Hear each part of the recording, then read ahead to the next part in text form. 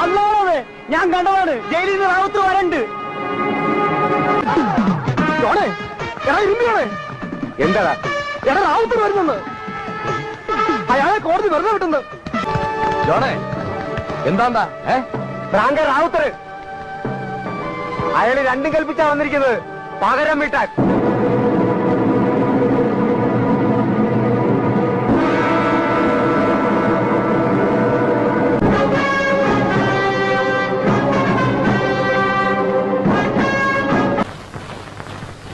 റാവുത്തറെ, എന്നോട് ക്ഷമിക്കണം റാവുത്തറെ.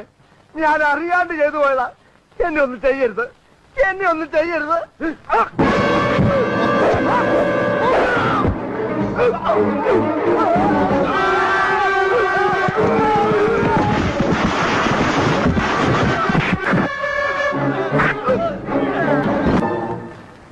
ഇനി ഇവിടെയുള്ള എല്ലാരോടും കൂടിയാ പറയണത്, ഇന്നു മുതൽ എന്റെ പിരിവ് എനിക്ക് നേരിട്ട് തന്നോളണം.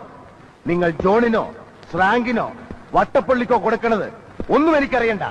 എന്റെ കാശ് മുടങ്ങാതെ എനിക്ക് കിട്ടണം.